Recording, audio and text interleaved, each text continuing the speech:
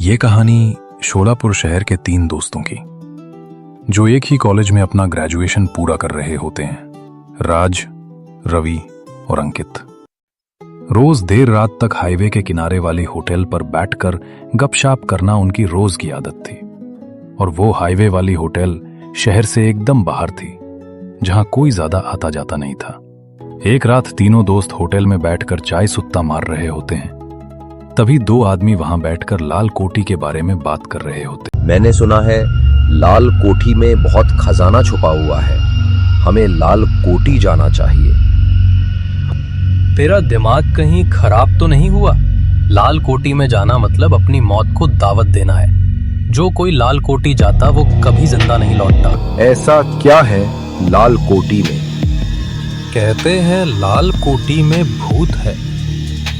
वो कोठी शहर के बाहरी इलाके में है और दशकों से बंद पड़ी हुई।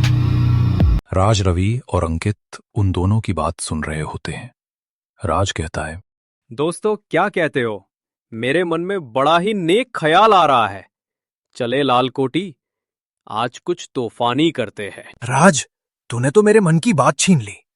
मैं तो बहुत एक्साइटेड हूं यार। क्या कहता है रवि, तू चल रहा है ना? तुम्हारा दिमाग तो खराब नहीं हुआ है? तुम दोनों ने सुना नहीं उस आदमी ने क्या कहा कि जो लाल कोठी जाता है जिंदा वापस नहीं आता। तू तो बहुत बड़ा डरपोक है यार। भूत कुछ नहीं होता यार, चल चलते हैं। पागल है क्या?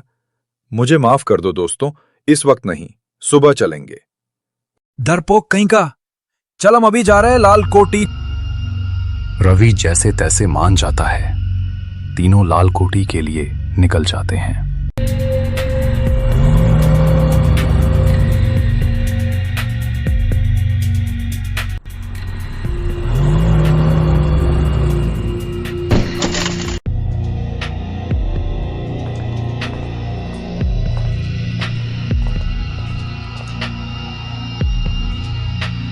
कितनी लाजवाब है ये लाल कोठी।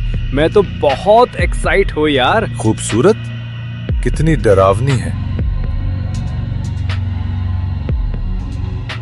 रवि तू चुप हो जा, तुझे तो अपना कॉलेज भी डरावना लगता है। सही में यार, मुझे कॉलेज के बाथरूम में एक साया नजर आया थे। बस करो अब, चलो अंदर जाते हैं, इस कोठी में खजाना ढूंढते हैं। तेरा दिमाग तो खराब नहीं हो गया? हमारी बात सिर्फ लाल कोठी को बाहर से देखने की हुई थी।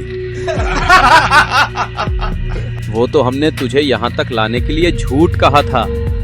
मैं तो अंदर नहीं आ रहा हूँ, तुम चले जाओ, मैं बाहर वो खड़ा रहता हूँ। मुझे नहीं चाहिए कोई खजाना, जान है तो जहान है। ठीक है, मैं और राज हम दोनों कोठी के अंदर जाते हैं। तू यही बाहर अकेला ठहर हमारे आने तक। लेकिन एक बार उधर सामने वो देख, कब्रिस्तान। ठीक है, आता हूँ अंदर। वैसे भी बाहर रहकर भी कौन सा जिंदा बचूंगा। बाहर अकेला मरने से अच्छा है अंदर हम तीनों एक साथ मरे।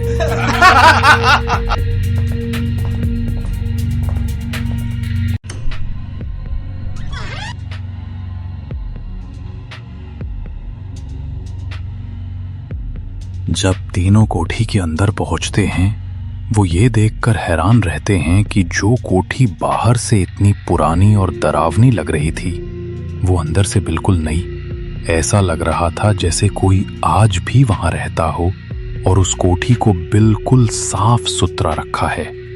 ऐसा लग ही नहीं रहा होता है कि ये कोठी कई सालों से बंद हो। तीनों बस हैरानी से कोठी में इधर उधर छानबीन कर रहे होते हैं।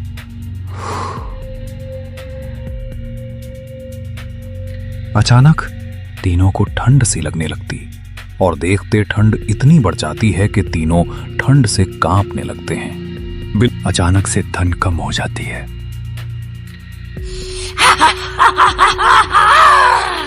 ऊपर से किसी की अजीबोगरीब हंसने की आवाज आती है। राज बस कर यार, मत डरा। पहले तो ये ठंड और तू इस तरह से शैतानी आवाजें कर रहा, मुझे बहुत डर लग रहा है। रवि, ये आवाज मैं नहीं निकाल रहा हूं, मैं खुद परेशान हूं। ये आवाज कहां से आ रही है? कहीं अंकित तू तो नहीं? अरे दोस्तों, ये मैं नहीं हूं। शायद ये आवाज ऊपर से आ रही। हमें ऊपर जाकर देखना। ऊपर के कमरे के तरफ ये तीनों बढ़ते हैं। कमरे के दरवाजे से कमरे के अंदर झांकने लगते हैं। उस कमरे के भीतर से उन्हें किसी की जोर जोर से सांस लेने की आवाज आने लगती है।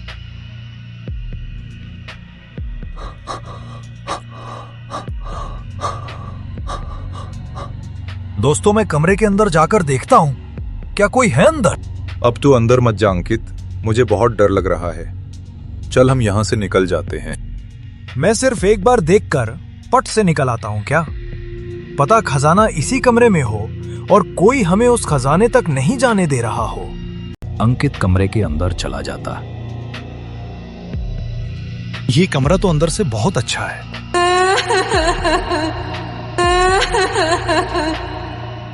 कौन है? कौन है?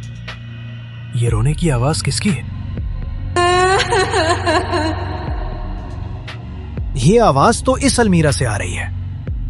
इसी में कुछ तो है।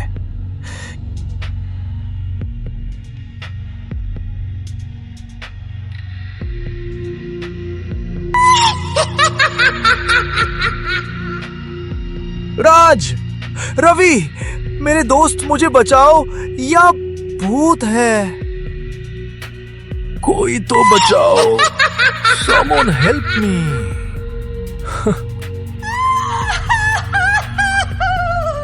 अंकित, अंकित, क्या हुआ तुझे?